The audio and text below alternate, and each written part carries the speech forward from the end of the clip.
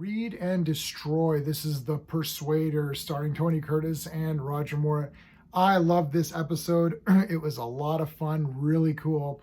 We're going to talk about it using my space system: story, pacing, artistry, characters, enjoyment. Each category gets a score between 0 and 2. 2 is the best you can get. I'm going to give the storyline a 1.5. So there is this agent who is resigning, and he's writing his memoirs, and he's going to sell them to the highest bidder. It could be the Russians, it could be the US, could even be the United Kingdom, which is what he works for.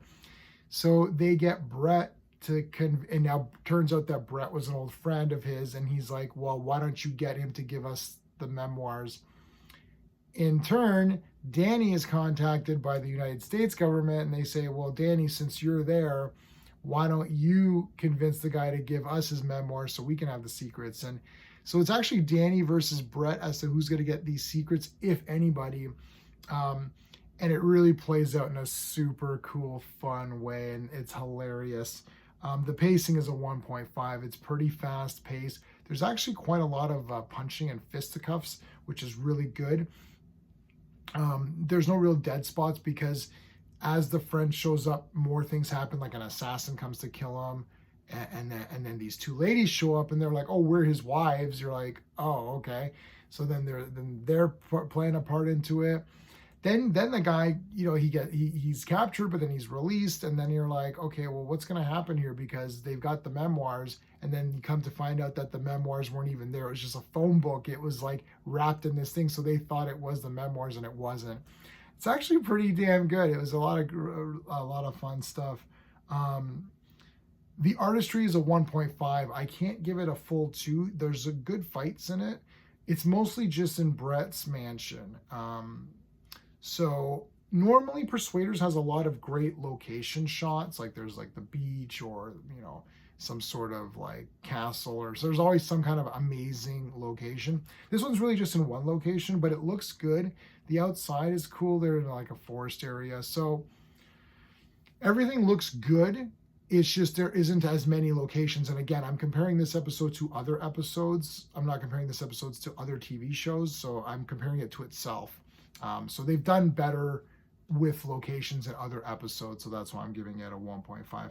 I'm going to give the characters a 2 out of 2 though, because everyone is great. The two wives are hilarious. The agent is great. So he's like, it turns out his toupee is where all his notes were for his memoirs. He's like, okay, that's pretty funny. He outsmarts them a couple of times, which is great. There's a Shivers is the name of Brett's butler, and this guy's an old gentleman, and he's great. He knows how to pick locks. He can break into a safe. He's a pretty damn crafty little guy, and he's a great side character. There's no need for this character to be as good as he was. Obviously, the two leads are great. They're on fire here, making fun of each other, they're trying to like one up each other because they're both trying to get the information first. Really funny stuff back and forth with them. The enjoyment factor is a 2 out of 2 big time for this one because it was so much fun to watch. I'm giving this, so it's an 8.5 out of 10. It could probably be a 10 out of 10 if you're thinking about it.